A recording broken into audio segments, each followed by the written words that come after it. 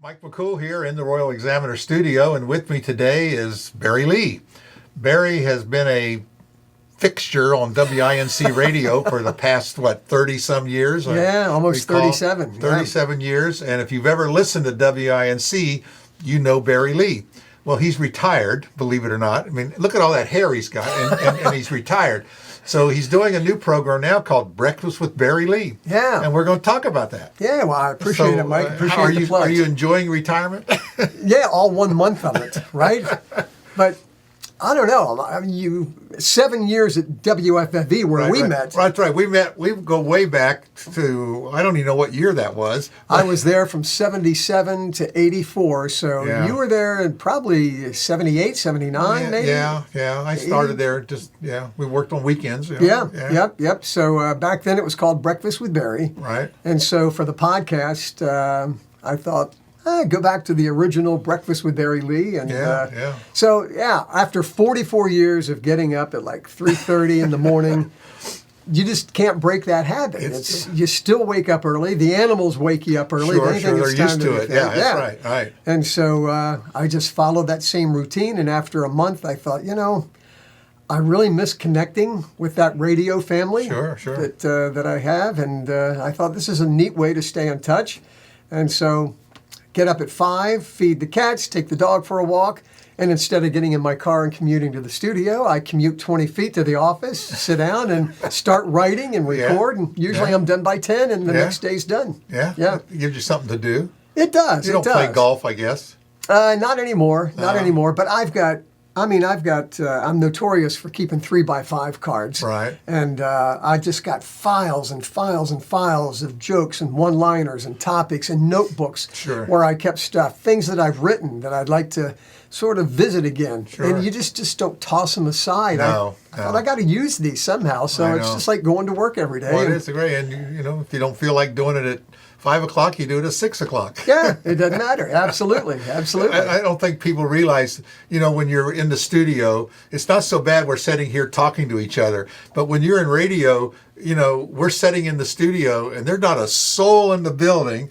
No. It is pitch black outside, and, you're right. You're just like, hey, Breakfast with Barry or wherever the story happens to be. And it's a little different type of thing to sit and talk. Go into the bathroom and look in the mirror and talk to yourself for 3 hours and see how that goes off. And then you're wondering, and no one calls you on the phone and you're saying, hello, anybody there? Yeah. Well, you always wonder that too. Well, I always ask my wife, what did you think? Oh, I didn't listen to it. Yeah, that sounds familiar to my wife too. Yeah. Speaking of my wife, it's interesting. I mean, she's a professor, has her own wellness business, and she's semi-retired. Works part-time at Shenandoah University. Mm-hmm. But for all these years that I've been in radio and she's been a professor, we each had our separate things. But with this, it's a partnership. We're working together. We just celebrated our 35th wedding anniversary. Right. And here we are working together. She's sort of my videographer and sort of helps me edit things, or I run ideas by her. And it's really neat that after all these years, we're working together on a project. It's pretty cool. Yeah, it won't last long. She's going I can remember when my first retirement, my wife says, like you said, up by 6 o'clock, and I was up and there to go, and by 8:30 everything was done. Yeah. And she said, isn't it time for you to go on a trip or something? I just disrupted their routine, Yeah, it has been. And the dog. Our dog Maggie just doesn't know she's like a shadow. She follows me everywhere. She's just not used to me being there. Yeah. But it's good. It's been a neat transition, and I feel like I've still got that purpose. There's still that willingness and that desire to share things, thoughts, ideas, humor, corny as it may be. Sure. People like that. I mean, people do. I hope. Well, I've always stressed that in radio. I said, we've got to this satellite, mentality. The bean counters have taken over media, and basically, driven all the cost out of any kind of business. And you see it in these chains of restaurants. Everything is no matter where you go, the portion size is 1.4 ounces, and it's just all. And the radio is the same way. They hire one guy, and then they broadcast it to 500 radio stations. It's unfortunate that you lose that. Of course, in really small markets, you can tell I'm driving, I'm listening to the radio, and you're hearing a national show on, and then the local guy comes on from the weather, and man, it is Hicksville all the way. So. That's okay. That's local. Sure, but it's local. I think I said this: if we went back to local radio, where you stood out on the street and you had your big window and everybody walked by and see you, I think radio would be revitalized. I'm sort of a sentimental, sort of traditional kind of a guy, and you and I have talked about this before. That it would be neat to get back to that. And who knows? Maybe it'll go full circle. When satellite came along, people said, "Well, that's the end of." Local radio, but it's like the fax machine or internet. Oh, email. That's the end of FedEx. Well, FedEx is sending more packages today than ever before. So it does go around and comes around, and all that 80s hair and 70s hair you have there, retro. Big old mullets and hair. It's coming back. So I keep going on the hair. Yeah, I know. I don't know why I do that. I can donate some. I'm sure if we had to figure out a way, I'd go into the Barry Lee Hair Club. but it's kind of like your radio show. You sit around and have a good time, and I think people can, when they're driving down the road, they can relate to that. And I think your Breakfast with Barry, kind of gives people a day to just kind of start their day off with them. And we're going to try it and see how it goes on the Royal Examiner and feature some of your shows every morning, and people can see that, and we'll send it out to our 8,500 subscriectors. That's awesome! Thank you, Mike. We'll see how that goes, but you can sign up for his emails. You can go to his website, breakfastwithbarry.com. Breakfast with Barry Lee. Oh yeah, Barry Lee. Got to have that Lee. Breakfast with Barry Lee. And is there a Breakfast with Barry? Maybe we got. Yes, there is. Oh my gosh, there's a couple of them. Oh, we got to get rid of that. No. I tried to get that first because that was the name of the original show, Breakfast with Barry. But there's I forget what state he's in. There's a guy that does morning radio somewhere, and then there's another guy in Australia that has the Breakfast with Barry. And Breakfast with Barry Lee. So we'll do that. Breakfastwithbarrylee.com. You can sign up. He gives you a little email.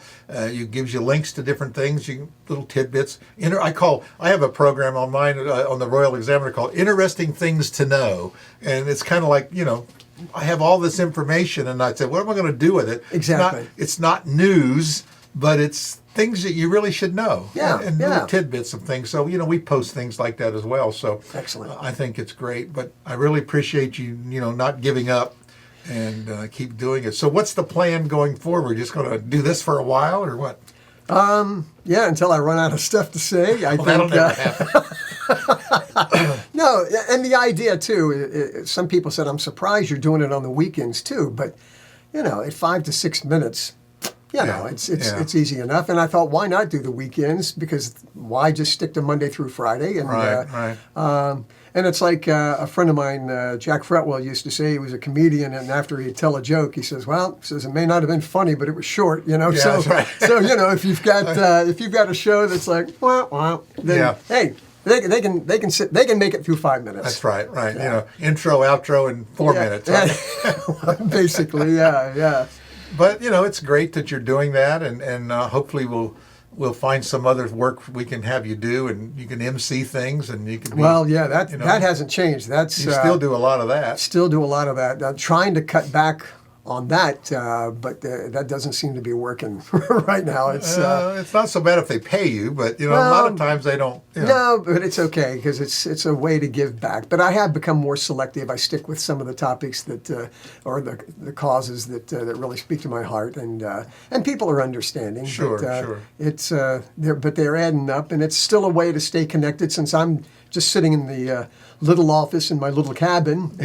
So this you've been there a long time. Yeah, and you get out there and you get to see the public and talk to them. So it's good. It's well, maybe good. I keep waiting for the Shenandoah Apple Blossom to make you the marshal, and lead the Apple Blossom parade. I did get to ride in the parade. The year that the theme was the land of pink and green. Yeah. I had a listener who came up with a little Apple Blossom song, and it was to the tune of "We All Live in a Yellow Submarine." Right. And we all live in the land of pink and green. And she had some basic lyrics, so she said, "What can you do with this?" So I wrote up, lyrics to the song, and lo and behold, we ended up. It was a tradition to sing that, get the audience to sing the first stanza to kick off the Queen's dinner. Right. And then, lo and behold, one year, it's been 4 or 5 years ago, they made that the theme of the Apple Blossom Festival. And so Barbara Simmons, who was the listener who came up with the idea, she and I got to ride through the parade.